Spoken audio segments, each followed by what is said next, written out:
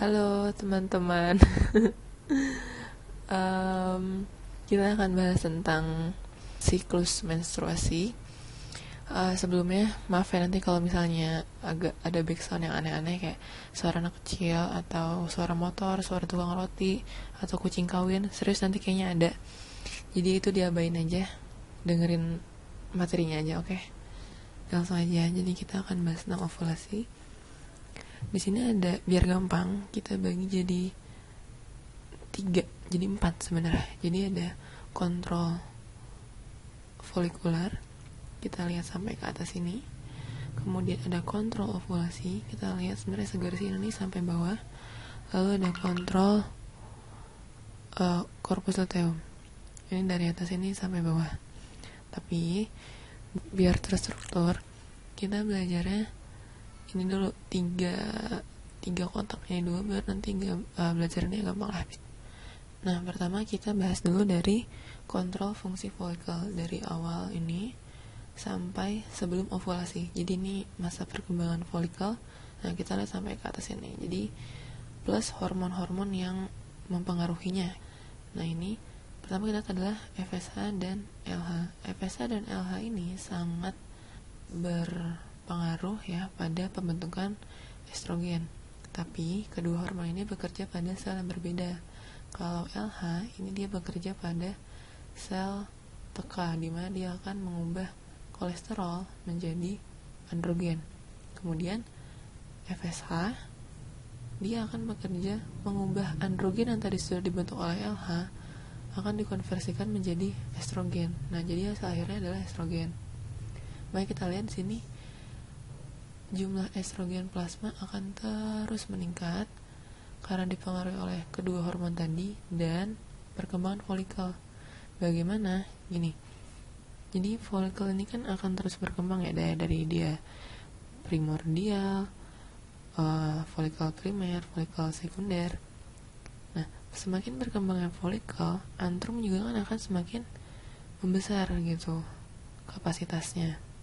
Nah, di dalam antrum ini kita tahu ada estrogen. Jadi logikanya ketika folikel berkembang, antrum berkembang, maka jumlah estrogen pun akan semakin meningkat gitu. Nah, selain estrogen ini bekerja pada uterus, dia juga bekerja untuk memberikan feedback negatif ke hipotalamus dan hipofisis anterior. Kalau misalnya ke hipotalamus, berarti dia akan mengurangi produksi dari GnRH.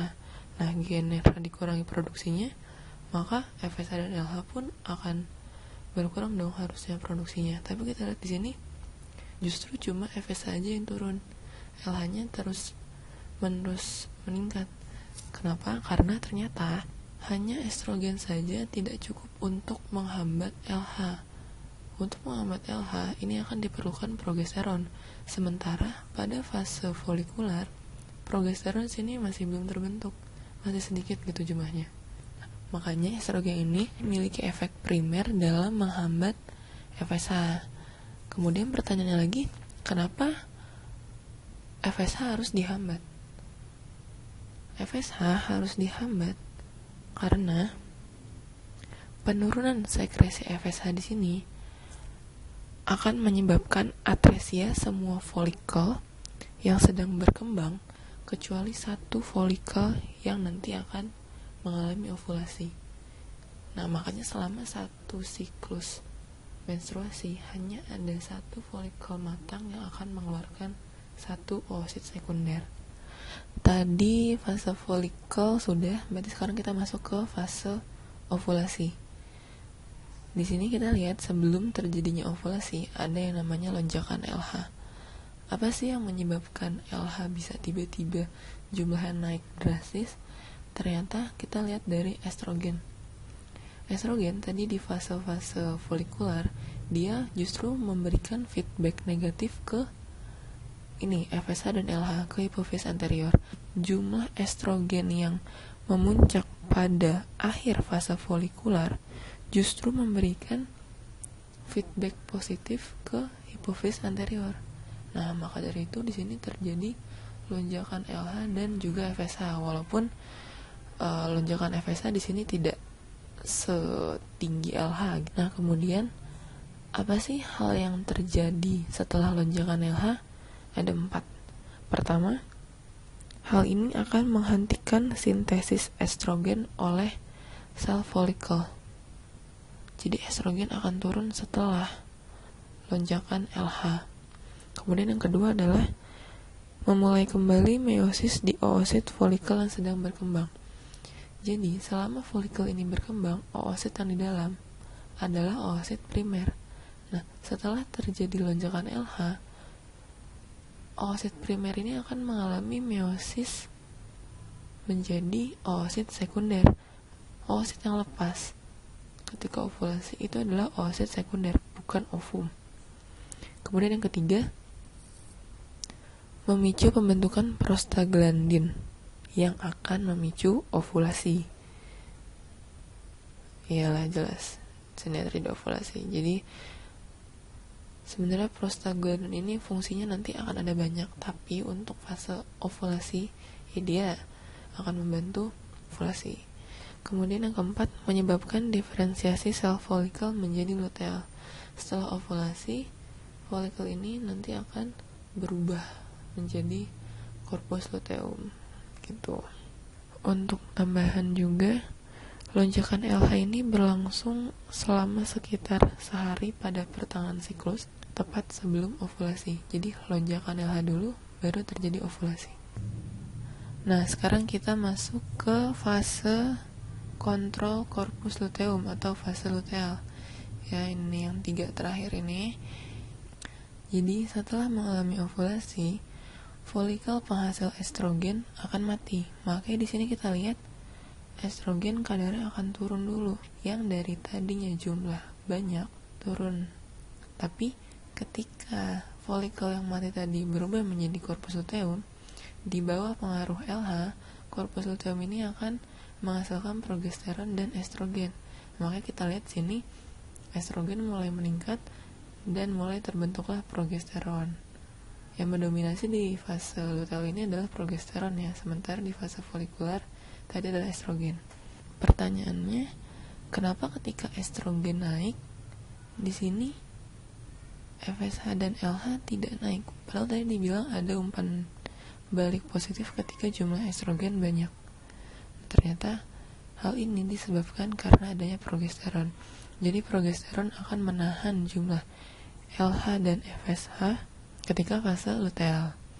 Kenapa harus ditahan? Hal ini terjadi untuk mencegah pematangan folikel baru dan ovulasi selama fase luteal. Kalau FSH LH-nya terus tinggi, bisa-bisa ya terjadi fase folikular lagi dong, terjadi perkembangan folikel. Padahal di sini corpus luteumnya aja masih ada, belum berdegenerasi. Maka dari itu progesteron akan menghambat FSH untuk mencegah perkembangan folikel.